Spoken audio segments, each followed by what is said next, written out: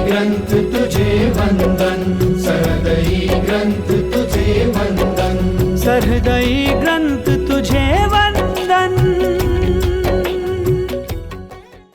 सहृदयी प्रकरण 1 संत समागम અને સેવન, પેજ નંબર 14। અલબત્ત સંત સમાગમ કરનારા દુનિયામાં ઘણા હશે। रामायण जनरली भी सुनते हैं, कहाँ गए थे मुरारी बापू की कथा में, डोंगरे महाराज की कथा में, फलाने स्वामी की कथा में, तो वहाँ कोई घूमने घामने नहीं जाता, इनके बातें सुनने, इनका जिसको कहते हैं समागम करने, इनका सत्संग करने हम जाते हैं। ये बात इसका जिक्र यहाँ का। રામાયણ, મહાભારત અને ભાગવતની વાતોના દ્રષ્ટાંતની સૌને ખબર છે। रामायण, महाभारत, श्रीमद् भागवत, इनके सारे प्रसंगों का हर एक को ख्याल है। भीष्म प्रतिज्ञा, युधिष्ठिर की सत्यनिष्ठा, अर्जुन का एकावधानी भाव, सब कोई जानते हैं। दुर्योधन की शत्रुता, हाँ, एक्चुअली वो सूर्योधन था। हाँ, अब पांडवों ने इसको दुर्योधन दुर्योधन दुर्योधन करके अपने विरुद्ध कर दिया।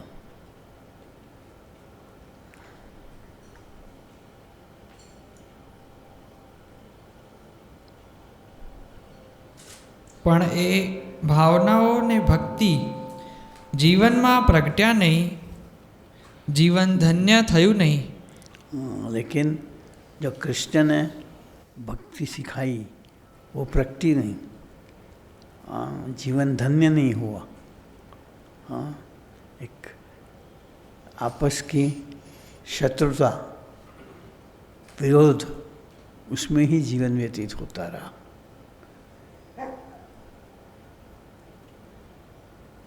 એ પણ હકીકત છે। તો જ્યાં સુધી પરમ પવિત્ર પુરુષોને આપણા જીવનમાં સ્થાન ન આપીએ, उसका ज़रूरत यही है, उसका कहते हैं ना, रीज़न यही है कि हमने ऐसे पुरुषों को अपने जीवन के केंद्र में नहीं रखा।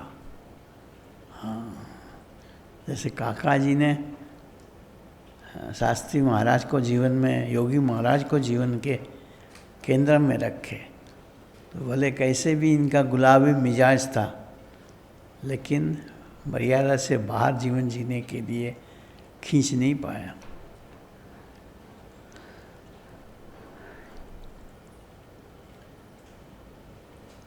અર્થાત માનવ દેહધારી પ્રભુના પ્રાકટ્યને આપણે સંપૂર્ણપણે धरती पर मानव स्वरूप में प्रगटे।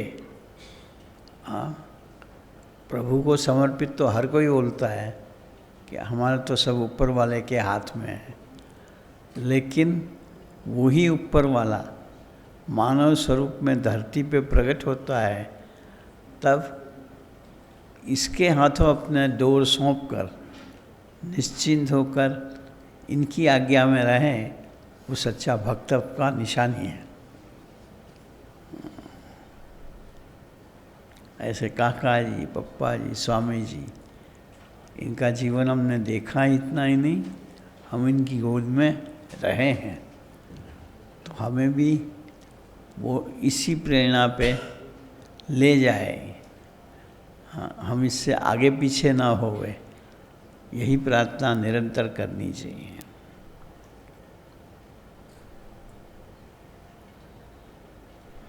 પ્રભુના પ્રાકટ્યને આપણે સંપૂર્ણપણે સ્વીકારીએ નહીં। संपूर्णपणे हम स्वीकार करते हैं, लेकिन पार्शल, जितना अपने दिमाग में बैठे, जितना हमें कंफर्टेबल रहे, हमारे प्लानिंग को डिस्टर्ब ना करे, इतना हम इनका हर चीज़ मानेंगे। हाँ, लेकिन अपनी सोच, अपनी मान्यता, अपने लाइकिंग, इससे तनिक भी इधर उधर करने को कहें तो ત્યાં हम फंस हो जाते हैं।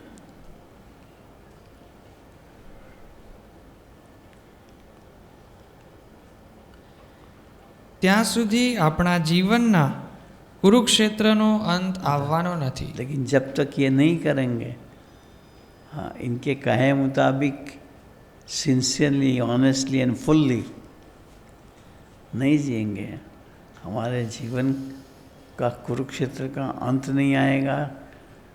हमारे जीवन में धर्म क्षेत्र इटरनली प्रकट नहीं होगा।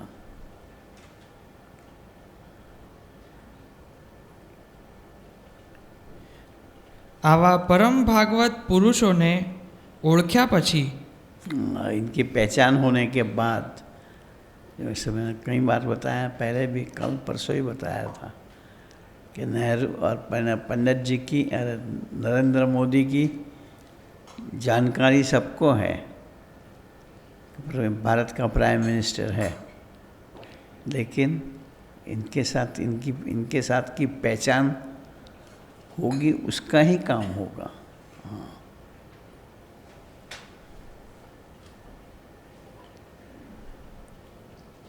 આવા પરમ ભાગવત પુરુષોને ઓળખ્યા પછી આપણી એક એક સેકન્ડ અબજો રૂપિયાની છે।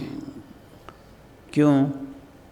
कि इनकी पहचान होने के बाद हमारी हर एक एक्शन पे हमारा मोदी जी का सिक्का बना रहता है, और वो एक एक सेकंड करोड़ों रुपए की बन जाती है। हमारे इस मतलब कहने का कि करोड़ों रुपए का प्रॉफिट दिलवा सकता है। हाँ, जीवन खुशखुशाल अमीरी का करा देते हैं। આ વાત માનવી બહુ અઘરી છે। ये मानना अगरा है, कठिन है, लेकिन माने उसका बेड़ा पार हो जाता है। માને તેનું જીવન ધન્ય થઈ જાય। આજે આપણે સૌ જાણીએ છીએ કે પાપીને ઘેર પૈસો અને સમૃદ્ધિ હશે, पुण्य और पापी, पापी के घर भी पैसे होगा, समृद्धि होगी, सब कुछ होगा, लेकिन दोनों के जीवन में फर्क पड़ जाता है। पापी अपनी वृत्ति के मुताबिक पैसे का, जैसे ना, पैसा उड़ा देता है, जबकि पुण्यशाली आत्मा वही पैसे से और ज़्यादा पुण्य कमा के जीवन को प्रभुमय बनाता है।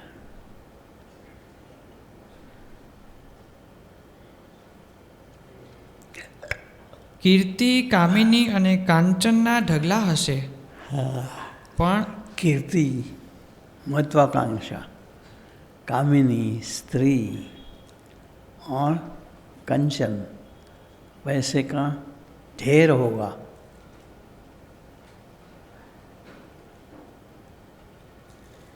પણ શાંતિ અને આનંદ તો એવા સંતની પ્રાપ્તિમાં જ। देखो, शांति और आनंद, शांति, भीतर में मन उद्वेग न रहे, वो शांति।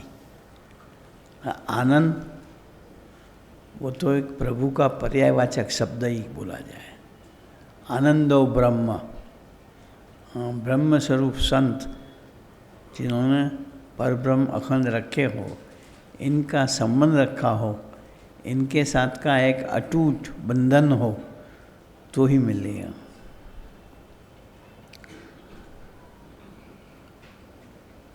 પણ શાંતિ અને આનંદ તો એવા સંતની પ્રાપ્તિમાં જ જેણે પરમપદ માન્યું હશે। जहाँ इन्होंने सुख माना हो, परम सुख माना हो कि ये मिल गए, मुझे दुनिया का सारा सुख मिल गया, इससे जो संतुष्ट रहता हो ये संबंध से, उसे वो परम सुख मिलता है।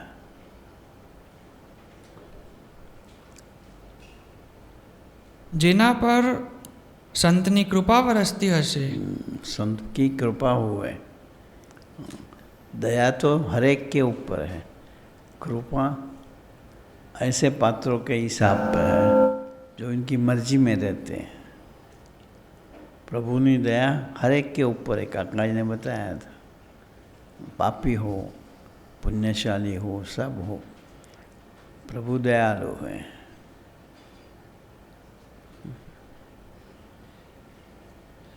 તેને ત્યાં જ હશે, પણ સમાગમ એટલે સમાની ગમ। यह सत्संग का अर्थ कि भाई समय की पहचान मिल जावे, वो उसे बोला जाता है समागम। जाके कथा में बैठे वो नहीं, ओहो हो ये स्वामी जो बातें कर रहे हैं उसके साथ का मेरा जो संबंध है, उसकी बात मानकर जीने का जो मेरी भावना जितनी कायम है वो समागम।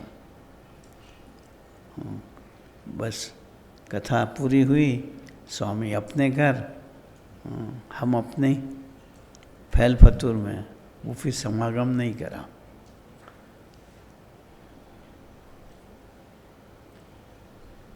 સમાગમ એટલે સત્પુરુષનો પ્રસંગ। प्रसंग, संग नहीं, प्रसंग। संग और प्रसंग की मैंने बात करी थी। क्या धागा और डोरी, अरे धागा और मनके वो आपस में जो मिले हुए होते वो संग है, लेकिन काटने पे अलग हो जाएगा। प्रसंग जो तीन बल होते हैं धागे में, उसको जला भी दो और रस्सी का वो जला हुआ पोर्शन पड़ा भी होगा तो एक दूसरे को जैसे था वैसे चिपका रहा होगा वो प्रसंग। इस तरह कितने ही कई प्रसंगों में से हम गुजरे, प्रभु के साथ का हमारा संबंध टूटे नहीं, इतना ही नहीं ऐसा ही बना रहे, वो हमने सत्साधु का प्रसंग करा।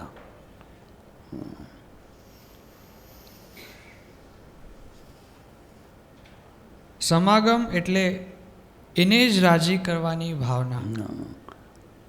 उसी को जिस संत के गोद में हमें बिठाए हैं, हाँ, उनको राजी कर लेने की भावना अटूट रहे।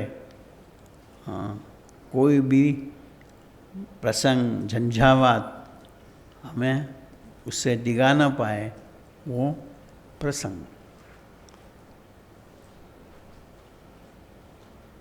સમાગમ એટલે સાચા સંતની ઓળખાણ। हाँ, समागम का दूसरा अर्थ बताया कि सच्चे संत की पहचान।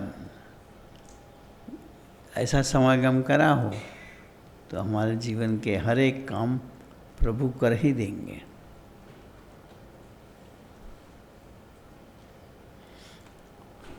સમાગમ એટલે એને માનીને એના ગમતામાં વર્તવાની રુચि। रुचि, ये एक ही बात अलग अलग ढंग से बताई है। हाँ, समागम का मतलब कि इन पे पूरी श्रद्धा और विश्वास रखकर उसको राजी करने की रीत से हम जीवन जिए, कि भाई हमारा जीवन ऐसा रहे कि स्वामी राजी होवे। हमारे जीवन में हम कुछ ऐसा कदम पे न चले जिससे हम उससे आँख न मिला पाए, ऐसा हो वो समागम।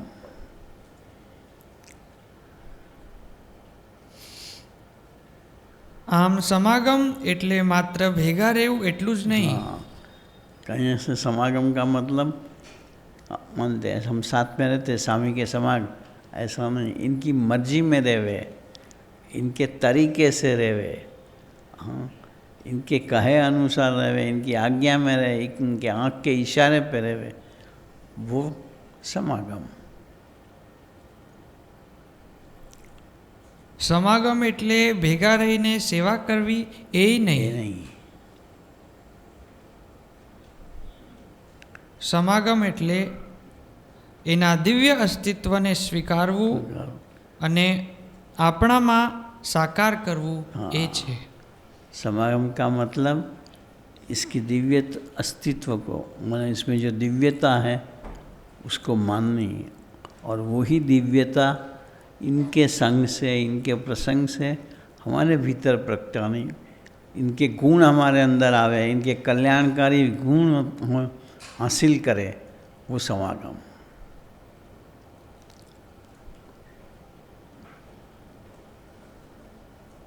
ધન્ય હો પરમ પૂજ્ય કાકા અને પરમ પૂજ્ય પપ્પા જેવા પુરુષોને કે તેઓએ પરમ પૂજ્ય સ્વામી બાપાનું એવું ખરેખરું સેવન કર્યું सेवन કર્યું અને આપણા સૌ માટે એક આદર્શ आदर्श બન્યું. को. काका जी का जीवन के हर एक प्रसंगों की कोई जुगाली करे तो उसमें से हमें ज़रूर प्रेरणा मिलेगी कि संत जिसकी गोद में हमें रखे हैं, संत जिसका हमें संबंध दिया हुआ है, वो कैसे राजी करे.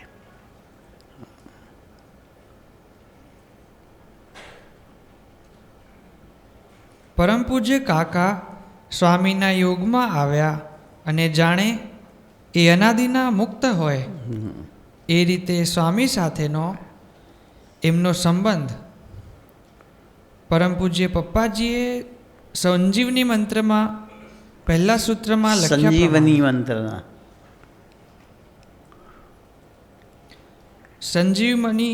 સંજીવની મંત્રનું સૂત્ર સર્વોપરી સર્વવ્યાપી सर्वोपरि सुप्रीम सर्वव्यापी हर एक के अंदर वो ही काम कर रहे हैं, व्याप्त रह करके वो ही हमारा टेस्टिंग कर रहे हैं, वो हमें गाइड कर रहे हैं, हमारी रक्षा कर रहे हैं. સર્વોપરી સર્વવ્યાપી સર્વનિયંતા સમ્રાટ પ્રભુએ તમને તેની સેવા કરવા માટે પસંદ કર્યા છે. प्रभु ने ही हमें अपनी सेवा के लिए पसंद करे हैं, तो जो जो जरूरी चीज़ होगी बिना मांगे वो हमें दे ही देंगे, जिससे जो गुण हमारे अंदर प्रगटेंगे, हाँ, सहज ही हमारे द्वारा कल्याण का मार्ग प्रशस्त रहेगा. પછી ચિંતા શાની તે हमारा प्रयत्न क्यों करना, प्रभु देने वाले ही है. हाँ, देवे तब हम पीछे हट न कर जाएं. पीछे हट क्या, भक्तों में भाव फेर न करते हैं. हाँ, सत्संग से विमुख न रहे, सत्संग से उदास न रहे. તે કેફ કદીએ કદીએ ઓછો થવા દેશો જ નહીં. कैफ कैफ उसकी मस्ती कि ओ प्रभु ने मुझे अपने काम के लिए पसंद करा. हाँ, वो मस्ती कभी भी कम नहीं होने देनी.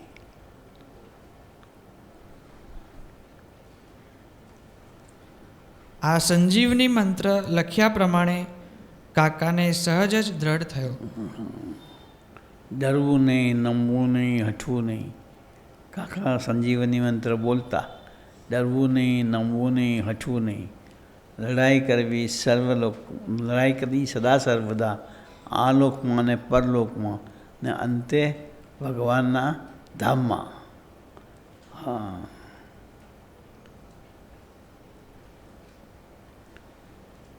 1952ની સમાધિ પહેલાં પણ કાકાના જીવનમાં કેફ, કાંટો ને મસ્તી આજે છે એવા જ હતા.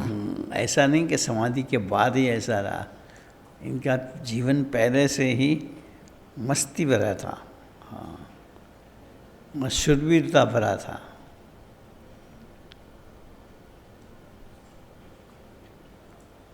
એ ઘણા ઝંઝાવાતોમાંથી પસાર થયા હતા. कई उलझनों में से गुजरे.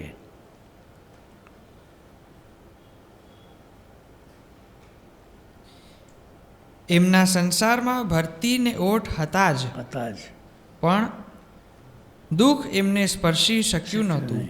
क्यों? साधु के साथ का एक संबंध दृढ़ था, तो दुख आवे और जावे, ऊपर से चले जावे, इनके ऊपर हावी न हो सका. ચિંતા એમના મુખારવિંદ પર કદી દેખાઈ નહોતી. काका जी देखा होगा, मुंह लटका हुआ कभी भी नहीं नजर आया होगा, कभी भी नहीं. जेल में जाके आए, 3 लाख का जो केस हुआ था तब, तो हमें तो ऐसा था कि आज तो वहाँ सन्नाटा छाया होगा, पर वो ही सत्संग की मस्ती, वो ही धुन, वो ही भजन, वो ही कथा वार्ता, और वो उसी फॉर्म में, हाँ, जैसे कुछ हुआ ही नहीं है, स्पर्श नहीं कर पाया. हाँ.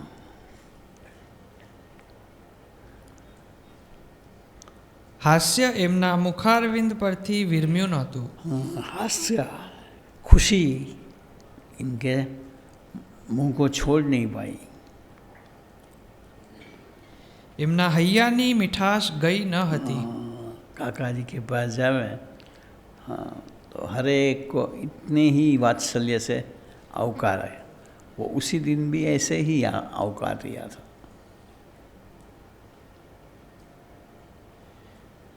પ્રભુની મસ્તી વિલાઈ ન હતી. हाँ, प्रभुनी मस्ती વિલાઈ ન હતી. વિલાઈ विदाई, प्रभु की मस्ती गई नहीं थी. આનંદ ગયો ન હતો, પણ આનંદ એમની ચારે બાજુ પ્રસરતો જ રહ્યો હતો. बस दूसरों को भी आनंद कराता रहा. દીવો લઈને શોધવા નીકળે પણ દુઃખ જ ન મળે. हाँ, काका जी के इर्द गिर्द कहीं भी दुख का नामो निशान न मिले. એવા જીવનનો જો કોઈએ પણ અનુભવ કર્યો હોય તો આપણા આધ્યાત્મિક વિકાસને અર્થે પરમ પૂજ્ય કાકાજીનું જીવન एक એનું आदर, સ્પષ્ટ ઉદાહરણ છે. हाँ, वो एक आदर्श है.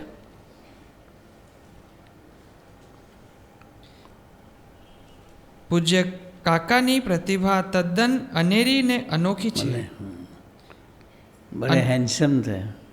मैंने नहीं बात करी कि इतने गोरे होते हुए भी दिन में 3 बार तो शेविंग करते.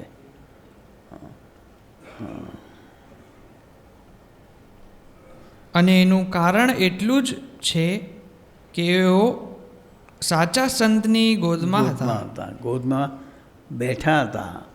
बैठा था मतलब अपना सारा झंझट कह दो, सारी उपाधि कह दो, सारा कार्य इनके सर पे रख रखा था. એમણે સમાગમ કર્યો. इन्होंने सच्चा, जिसको बोला जाए, समागम किया था, सत्संग करा था. સમયને ઓળખ્યો. हाँ, समय की पहचान के ओ हो, ये स्वामी के साथ का मेरा संबंध हुआ है, ये स्वामी ने मेरी जिम्मेदारी ली है. हाँ, अब समय गंवाना नहीं है. जैसे स्वामी की मर्जी हो, जैसे वो मुझे ढाल दे वैसे जीना है. સાચા સંતને ઓળખ્યા. हाँ, સંતને ખરેખર માન્યા. माना, सच साधु को सच में माने. ને જીવનમાં સમગ્રપણે સંતને સ્થાન આપ્યું. हाँ, पार्शियल नहीं, जितना कंफर्टेबल रहे इतना. समग्रपणे जो वो कहें वैसे ही पूरे तंत्र को ढाल दिए. बस.